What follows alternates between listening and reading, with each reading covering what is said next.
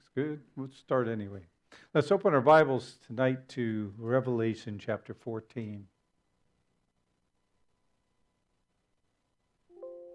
For those of you that know me enough to know that I believe Paul wrote Hebrews, I use him as the author.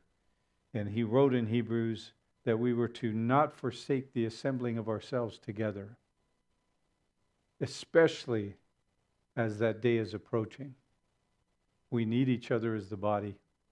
We study the Revelation we're looking at things that will happen when we're not here. But it was given with a blessing. It was written and given to us with a promise that if we would guard it, keep it, that we would be blessed. So that's why we study it. We don't need to know what's happening from a personal standpoint of what's going to happen during this time, but it is important for us because it is part of the gospel. This is the finale leading to the return of Christ.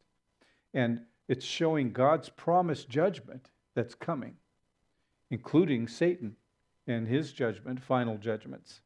So as we're going through it, we're going to see things that were prophesied because God declared it even in the Torah, in the first 5 books of the Bible. He's promised that he's going to do certain things. And we're seeing a fulfillment that's coming of those things. So when we look back, some key books, there's Daniel, Daniel's prophecies. We have Ezekiel in the writings, especially 36, 37, 38, and 39 for us. And at this point in time, that talk about the return of Israel to the land, which has happened. That had to happen before chapters, that's 36 and 37. That had to happen before chapters 38 and 39 occur, which are some wars. And when are those wars going to happen? We don't know exactly. Are they going to lead into the tribulation? They're going to be at the beginning of the tribulation. I have my opinions, just because I always think I know everything.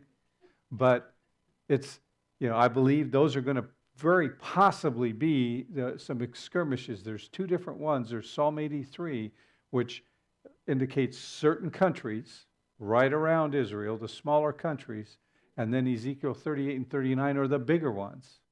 And it's possible that Psalm 83 is going to be leading into the bigger one.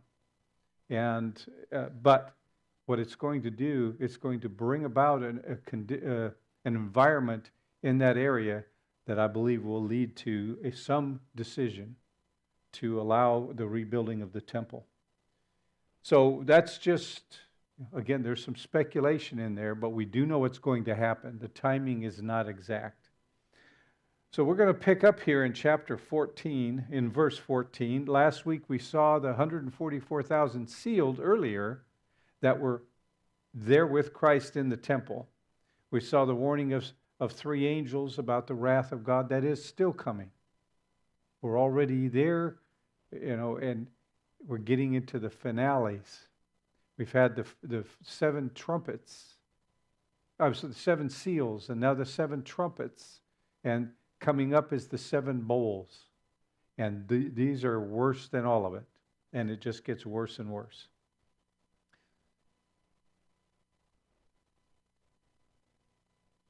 So we'll pick up in chapter 14, verse 14. He said, "Then I looked and behold."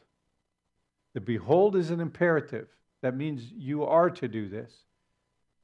He's telling us to behold. Pay attention. This is very important. A white cloud, and on the cloud sat the like resembling the Son of a Man. The Son of Man would be the Messiah, Jesus. So he sees the cloud and he sees the Messiah on it. The cloud represents to the Jews the presence of God. God has given them this cloud as we're going through Numbers, and we're going to see it follow them. God uses this cloud for them to have a visible connection, so they have something to grab onto. It's very hard for us as humans to perceive the spiritual realm. Now, we have God in us as believers. It's a very different thing. we have and see him at work. And we see him at work in our lives. We feel the convictions. We feel the comforting. But they didn't have that relationship. So God provided this cloud. Well, here we are in the tribulation. John seeing this white cloud and seeing the Son of Man on it. It represents the glory of God, his presence, his very form, as we looked at this morning. In the Old Testament, we see it in the wilderness. We see it with the manna, with the quail. We see the Spirit of God working in a different relationship. We saw it at the giving of the law. We saw it, and we'll see it follow the tabernacle and then go along or move ahead, and they will follow it. God is going to use this cloud. We've seen it throughout, and we will continue to see it throughout their journey. We also saw the cloud on the mountain where Christ was transfigured, metamorphed, where Peter, James, and John saw this, and they witnessed it, and they declare it in their letters. We saw it with our own eyes, God glorifying him, God declaring he was his son. Even in Hebrews, it's in there. This presence visibly of clouds. I mean, we have this storm that just went over. Clouds are beautiful.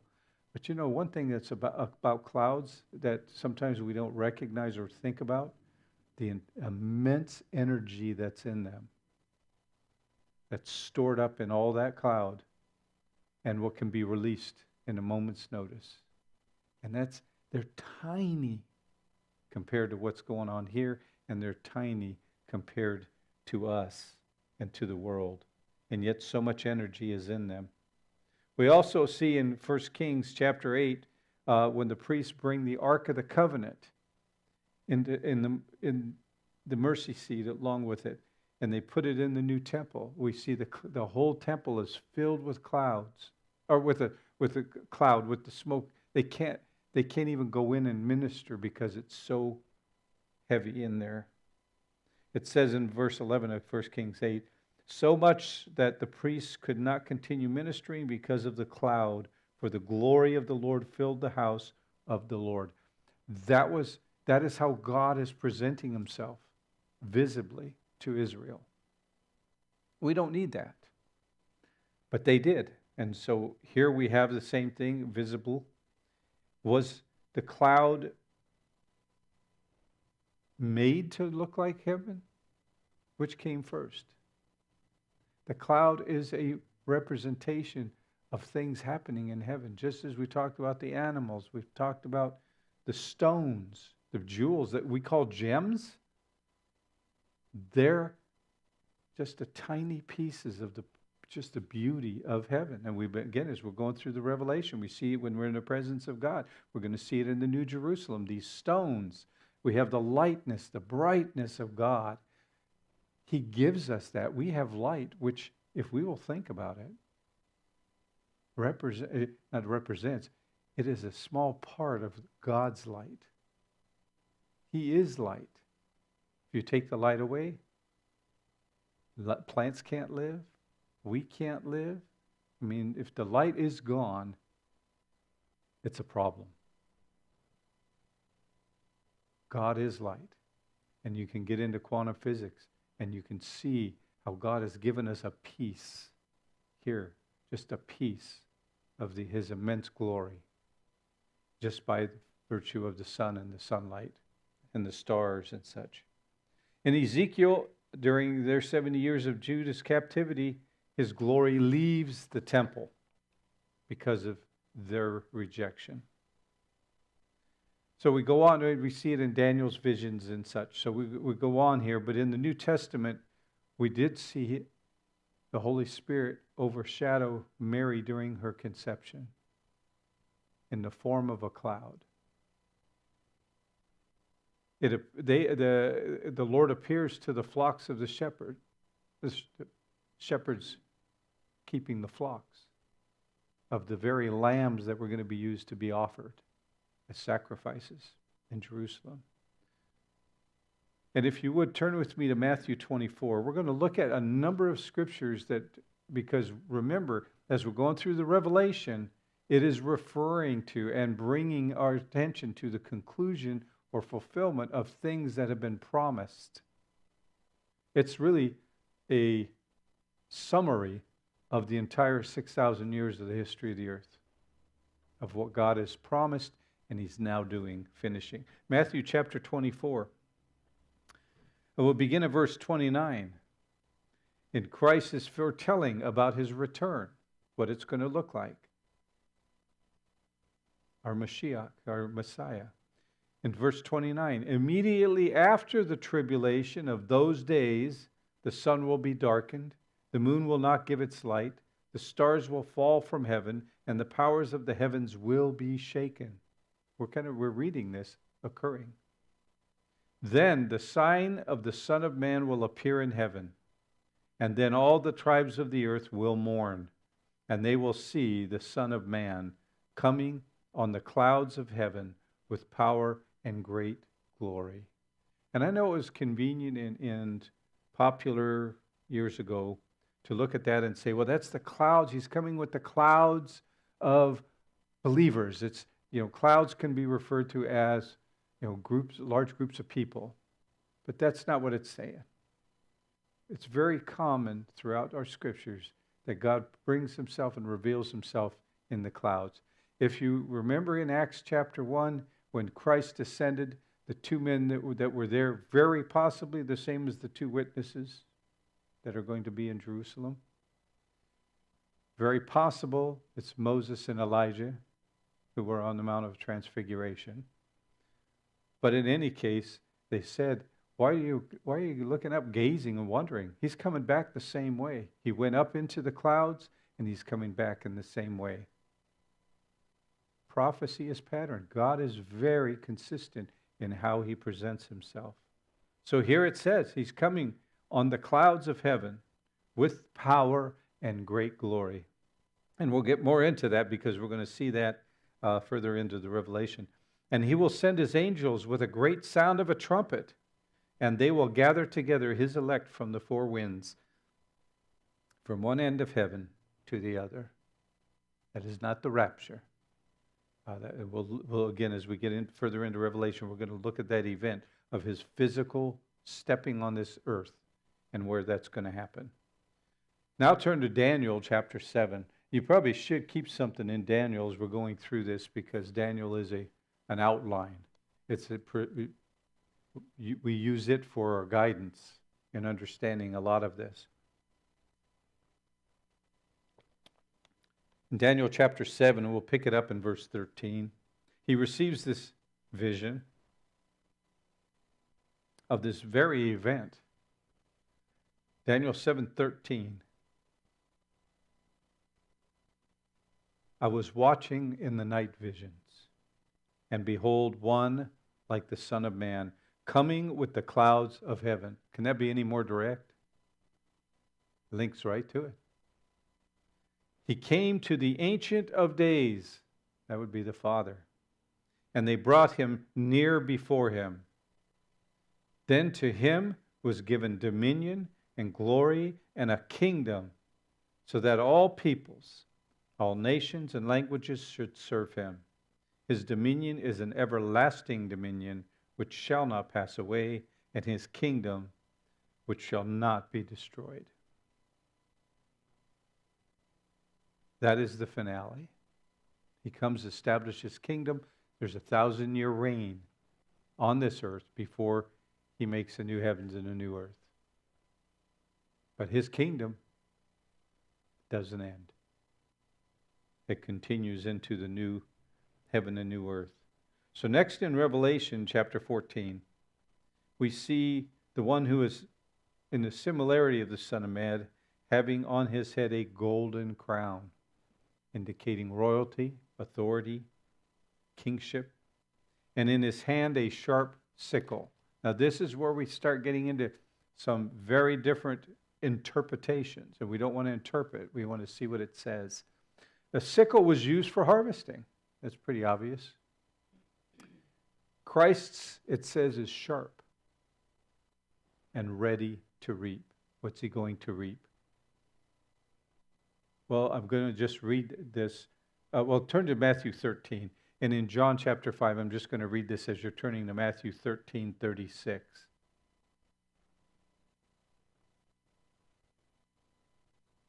It says that the Father has granted the Son to have life in himself and has given him authority to execute judgment also, because he is the Son of Man. So you can go back and read chapter 5 this week.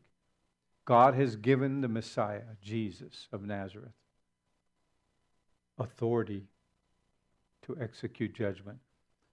In Matthew 13:36, so here Jesus is with this multitude, and then he sends them away and went into the house. And his disciples came to him, saying, "Explain to us the parable of the tares of the field." And he answered and said to them, "He who sows the good seed is the Son of Man." Jesus. "The field is the world. The good seeds are the sons of the kingdom, but the tares are the sons of the wicked one." Makes it clear. "The enemy who sowed them is the devil. The harvest is the end of the age, and the reapers are the angels. Therefore, as the tares are gathered and burned in the fire, so it will be at the end of the age. The Son of Man will send out his angels, and they will gather out of his kingdom all things that offend, and those who practice lawlessness, and will cast them into the furnace of fire. There will be wailing and gnashing of teeth. Then the righteous will shine forth as the sun in the kingdom of their Father. He who has ears, let him hear." So the judgment is coming. He's going to clean house. And he must purge the earth, and that's what he's going to be doing here. He has the authority, and we're here where he's now being referred to, holding the sickle. The picture is Christ ready to reap the harvest, but the harvest of the tares. Now, many attempt to try to tie this to specific events, whether it's Armageddon, or what we titled Armageddon and use as a euphemism, or whether it's his return coming across the Jordan Valley.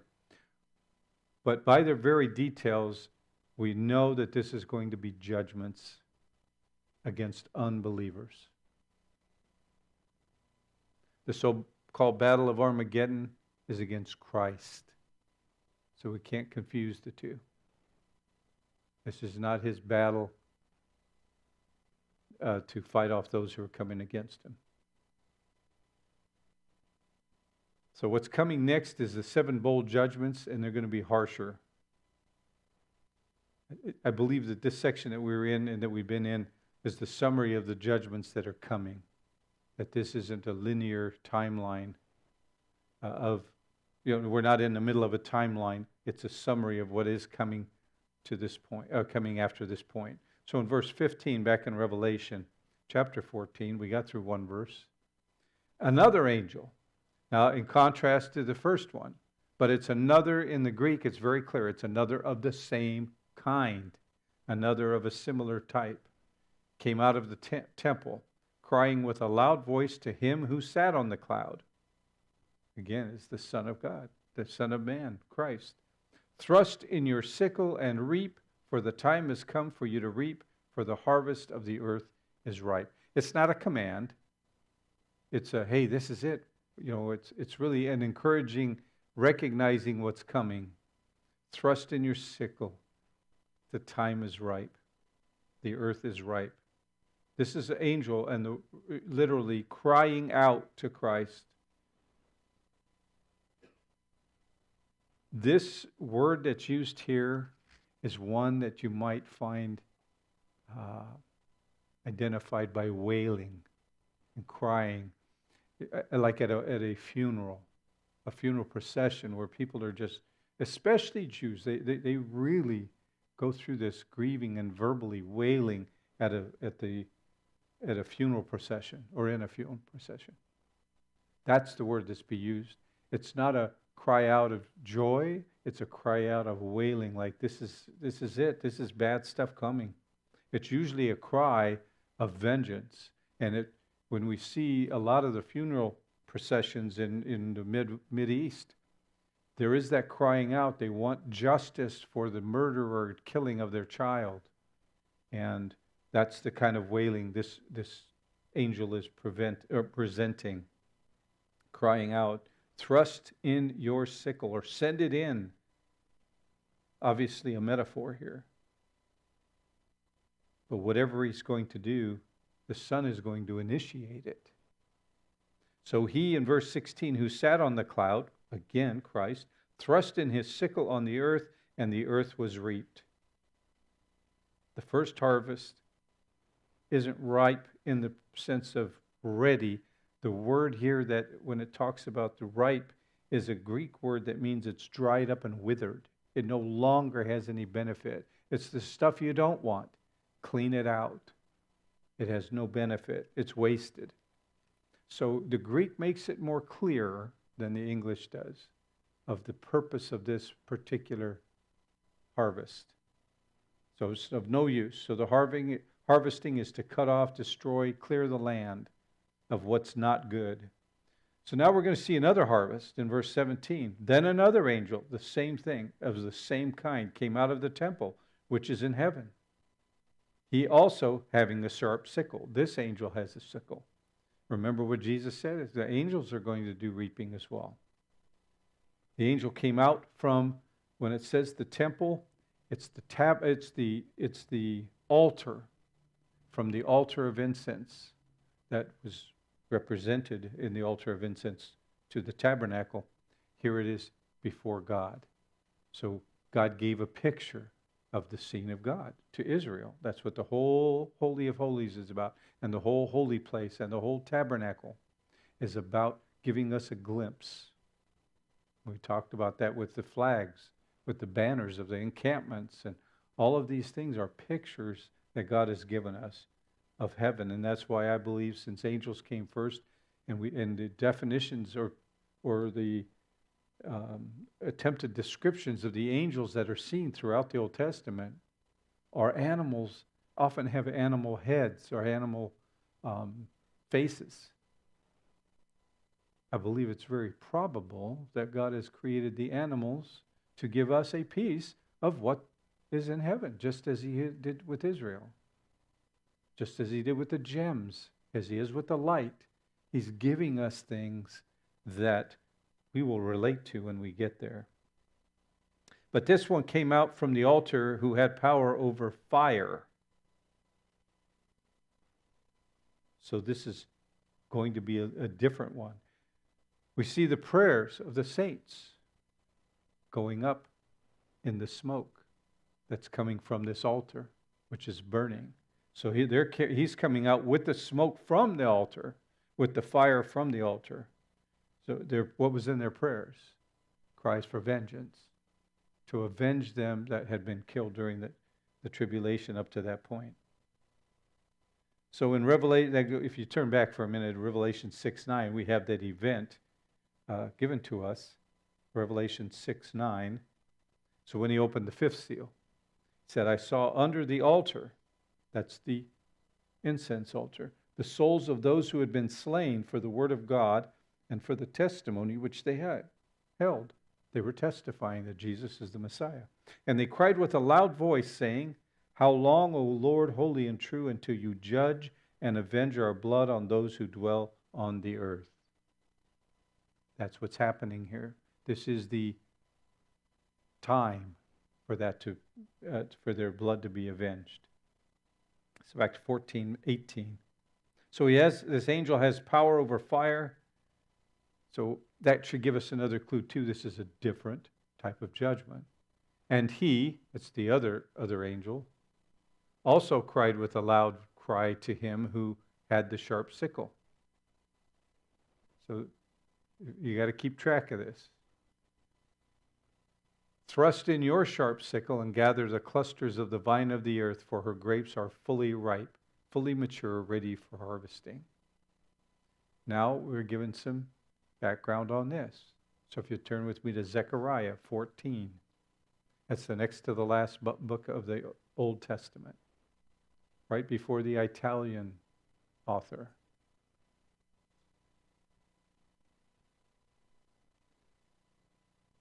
Zechariah 14. This chapter covers a period of time, covers a number of different events. We are going to look at a good part of it here. Chapter 14, verse 1. Behold, the day of the Lord is coming. That is not a good day. The day of the Lord is always, as we know, to be a day of vengeance, of judgment. And your spoil will be divided in your midst. He's speaking to Israel. For I will gather all the nations to battle against, where? Jerusalem. Please keep that in mind. That's where the battle is coming. The city shall be taken, the houses rifled, and the women ravished. Half of the city shall go into captivity, but the remnant of the people shall not be cut off from the city. So we have a pre-fulfillment of this. There will be another one. Then the Lord shall go forth and fight against those nations, and as he fights in the day of battle. Who's going to do it? The Lord. And in that day, this is where we get a little confused sometimes, but in that day his feet will stand on the Mount of Olives, which faces Jerusalem on the east. And the Mount of Olives shall be split in two from east to west, making a very large valley. Half of the mountain shall move toward the north and half of it towards the south. Has that happened yet? No. So we know it's future. Now, from this, we have concluded in the past, Jesus is going to come to the earth and put his foot on the Mount of Olives. That's where he's going to land. But we're going to find as we continue, that's not where his first visit is. His first visit is going to be those that have fled to the rock city of Petra, perhaps. There's a good indication of that. And then he's going to come across the Jordan Valley, and then he's going to come and put his foot on the Mount of Olives, and that's when that's going to happen. Then you shall flee through my mountain valley. Because he hasn't gone into Jerusalem yet. The persecution is intense there, so they're going to have a path to get out.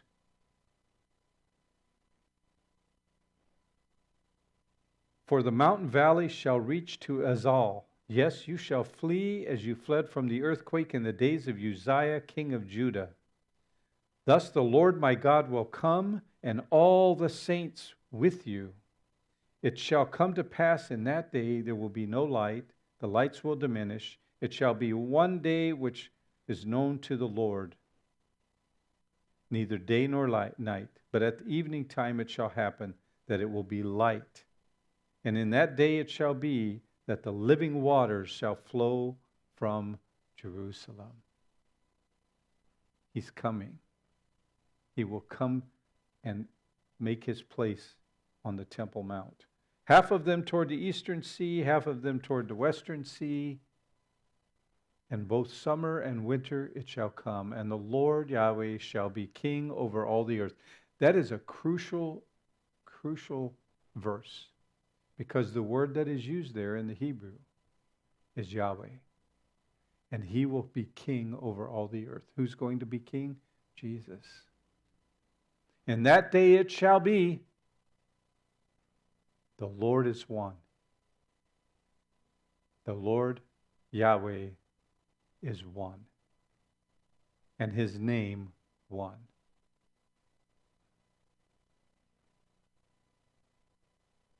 Now turn with me to Isaiah 63.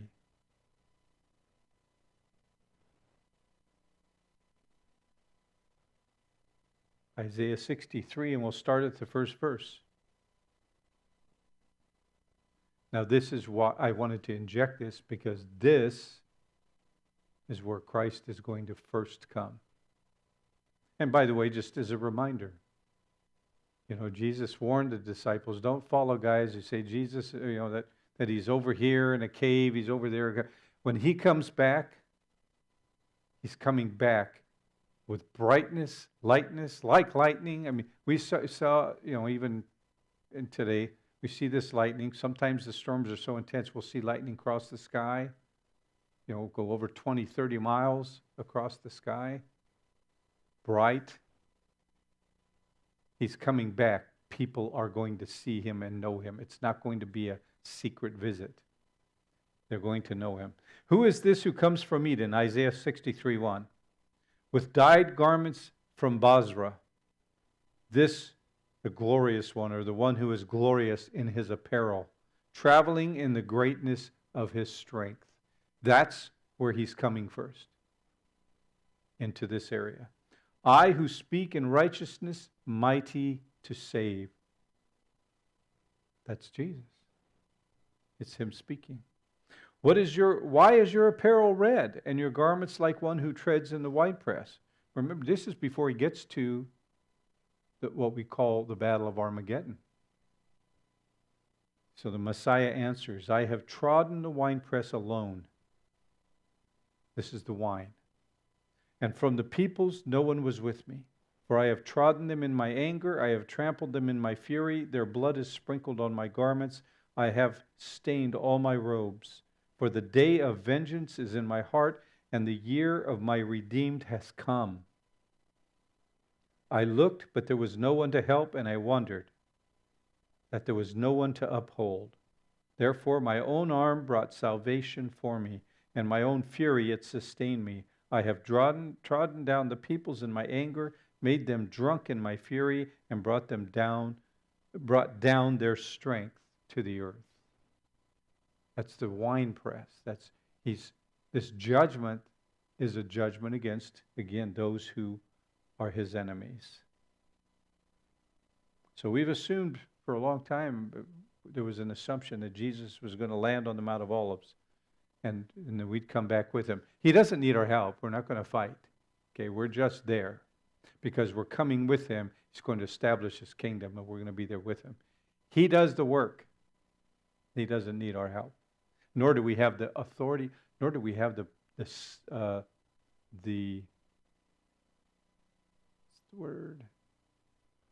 what's that? Ability, but we don't have the standing to judge anyone.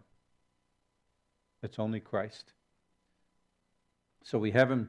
This area is considered really the area of the rock city of Petra in that area. So that's where he's going to return. And he's covered with his enemy's blood when he comes into Jerusalem.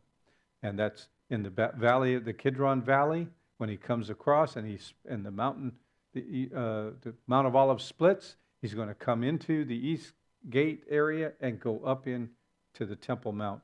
And in that valley is where they're going to come against him. They're not coming against us. They're coming against Jesus Christ. And as we've seen, they're going to gather in the valley of Megiddo. That's where they're going to gather. It doesn't say the war happens there. We do know that the battle is going to happen in the valley of Jehoshaphat, which is understood to be the valley of the Kidron Valley.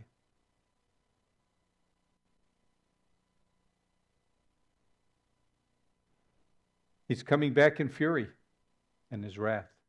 So the second harvest sounds quite a lot different than the first, right? So in verse 19 of Revelation chapter 14, so the angel now is fulfilling the Zechariah. The angel thrust his sickle into the earth and gathered the vine of the earth and threw it into the great winepress of what? The wrath of God. So this isn't a gathering of Christians.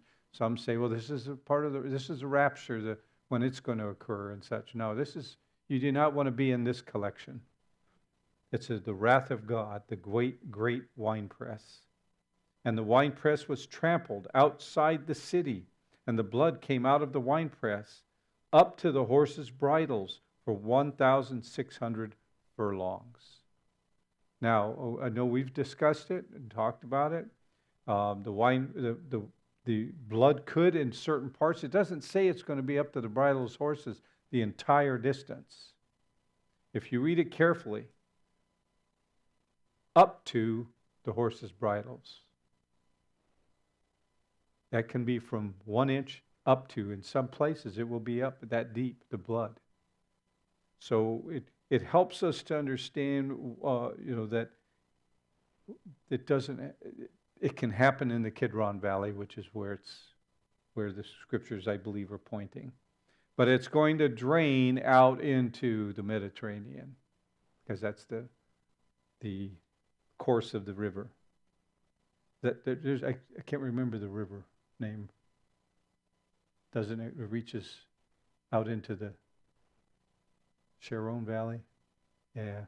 But in any case, it's going to be a very long distance. That happens to be the distance between there and about Megiddo area, down into where it goes into the Mediterranean. Might be, yeah. Kishon. The angels harvest what some believe are unbelieving Jews. But this is not, it's probably the Gentiles and unbelieving Jews. We don't know for sure. But they are harvested for judgment. That's what's coming. So when we think of the winepress, it's a bad thing. It's not a bad, it's a judgment thing. There's still 7 bowl judgments to come. We're going to look quickly here for a moment. Let's turn forward to Revelation 16. So we're not done yet here as what's being referred to. So that's why I believe it's a inset here. We're still in the inset of pausing before the judgments continue to give us a summary. We've had it before. We had the summary looking at the history of Israel and what God was going to do. And I believe that's where we're at here. And when you get to Revelation 16:14, for the judgments, for they are spirits of demons performing signs which go out to the kings of the earth and of the whole world to gather them to the battle of the great day of God Almighty. And behold, I am coming as a thief. Blessed is he who watches and keeps his garments, lest he walk naked and they see his shame. We'll get into all this when we get into 16. But then he says, and the spirits, the demons, gathered these people together to the place called in Hebrew Armageddon. And from that we used to say, well, that must be where the battle's going to happen. No, it's a gathering ground. It's a kind of like getting together to make your plans and then move forward. Now, if you would, turn with me now to Joel for a moment. Joel chapter 3. And I apologize, we don't have any more of the dividers, but we'll try to get some more and keep them out there because we do go through the scriptures. And it helps if you have those tabs to get to them more quickly. Sometimes I move a little more quickly than you can turn pages. Joel chapter 3, verse 1. Here's a specific for you. For behold, in those days and at that time, when I bring back the captives of Judah and Jerusalem. What happened in 1948? He began bringing them back. So it kind of ties the time together here that we're in. I will also gather all nations and bring them down to the valley of Jehoshaphat. So here we have another one of those points where there's a time break. There's 2 different periods of time tied together in one sentence because it's not going through this whole history. I will also gather all nations and bring them down to the valley of Jehoshaphat. That would be the Kidron Valley. And I will enter into judgment with them there on account of my people, my heritage Israel, whom they have scattered among the nations. They have also divided up my land. God's judging the other nations for scattering Israel. He's keeping track. And let's go down to verse 12. Let the nations be wakened and come up to the valley of Jehoshaphat, for there I will sit to judge all the surrounding nations. Put it in the sickle, for the harvest is ripe. Come, go down, for the winepress is full, the vats overflow, and their wickedness is great. Multitudes in the valley of decision. For the day of the Lord is near in the valley of decision. The sun and moon will grow dark, the stars will diminish in their brightness. The Lord will also roar from Zion. That's Jerusalem. Mount Zion would be best identified as the Temple Mount. Utter his voice from Jerusalem. The heavens and the earth will shake, but the Lord will be a shelter for his people and the strength of the children of Israel. Now that is not every Israeli. It's those who trust put their trust in Jesus as the Messiah. Those are Israel. The others were just happened to be born in heritage to Judaism. In Revelation 16, it says they're all going to be gathered together there. Here we have a prophecy. It's being fulfilled in that time. And I said something, I said from the valley of Kidron Valley to Megiddo. It's actually the distance that's identified there is from Petra to the valley of Megiddo. That's how long of an area of judgment that's coming. But as far as the blood to the horses' bridles, it appears that would be in the valley of the Kidron Valley or the valley of Jehoshaphat.